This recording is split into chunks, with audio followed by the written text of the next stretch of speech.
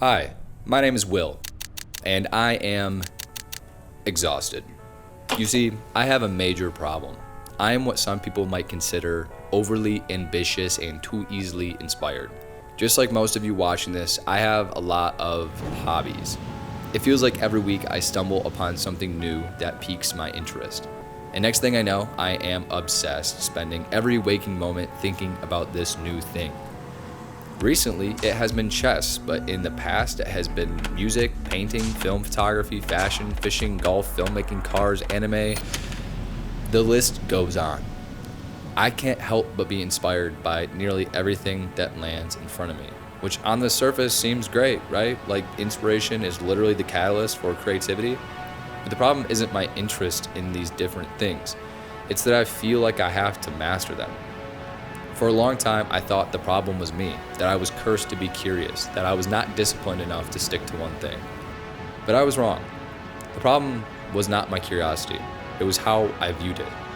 So today, I want to show you how I finally learned to balance my interests, stay focused, and maximize my creativity without giving up the things I love.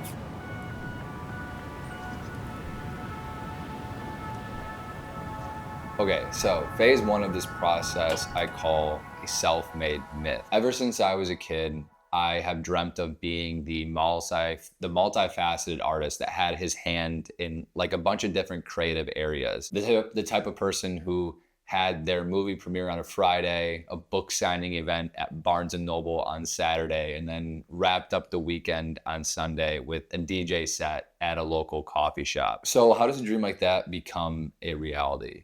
Well, we are all lucky enough to be able to write the narrative to our own stories. We are the author of our lives, which means that we can literally decide and pick and choose our hobbies and interests and give specific things more attention than others based on the future version of ourselves that we want to be. I love music, obviously. I share that a lot.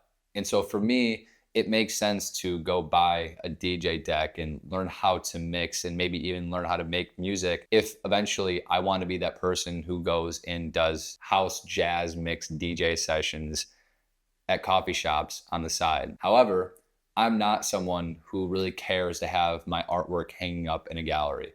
Would it be cool? I mean, yeah, it would be cool. Maybe somewhere down the line that's, in my future, but right now it's not something that I really care that much about. And so I know that even though painting and drawing is like interesting to me and it's certainly a good skill to have, it's not something that really deserves too much of my attention because it doesn't quite fit the narrative that I'm writing for myself. So what I'm getting at is this. At some point, I realized that I wasn't really collecting hobbies. I was more so stacking interests and writing the narrative to my story.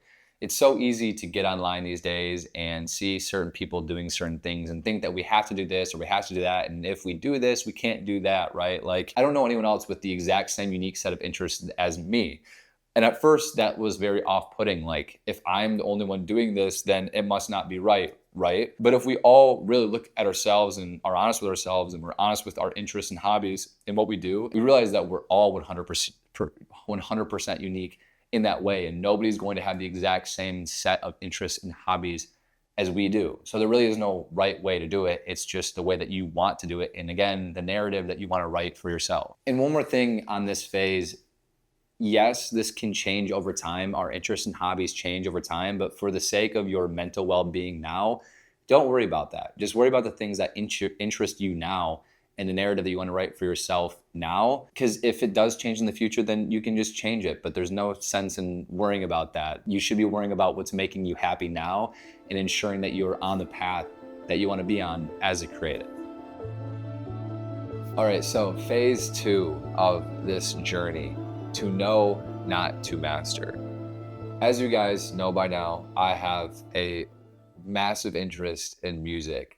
I remember back in 2017, I stumbled on my first Kyle Beats YouTube video. If you know, you know. And I became obsessed with the world of music production, and I really wanted to get into it. So I started my own YouTube channel, made my own BeatStars account, and I obsessed over it. I spent hundreds, probably hours learning production and music theory and posting my beats and stuff on YouTube and sharing them. After many, many months of doing this, and to absolutely no one's surprise, I sold one beat. Yeah, I made like $50. And I was really put down by this at first. I felt really bad. Was I bad at making music? Not exactly. I was decent, but I was nowhere near good enough per se, or was able to give it enough attention to make a real living off of it. Because the people that were making a living off of it, that was their main thing. That was like their go-to. That was their thing, was music. And for me, it just wasn't my thing. However, what I learned from it has helped me and shaped my creativity forever into the future. Like I said before, music is at the center of everything I do creatively.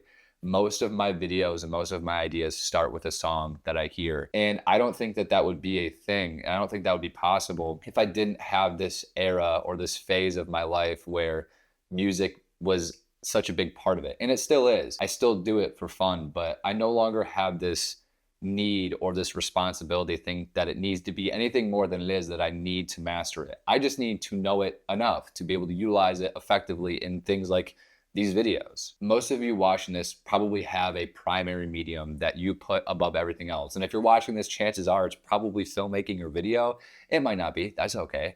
But chances are it probably is. Make that your thing. Get really damn good at that and have all your other creative interests and all the other mediums that, you know, draw your attention, support that and help make that main thing even more unique. You don't need to be a master at everything to take advantage of the fruit that it can bear. I don't need to know what a diminished minor ninth chord is to effectively use music in a unique way in my videos. Also, just remember that the people that you learn from in these other mediums and these other interests are probably masters in that medium themselves. So you shouldn't expect to be as good as them anyways, right? Like if I'm learning chess from someone on YouTube, chances are chess is their thing. If you're learning music production from someone on YouTube, chances are music production is their thing. If it's not your thing, your main thing, don't feel so bad that you're not as good as the people that you look up to, because chances are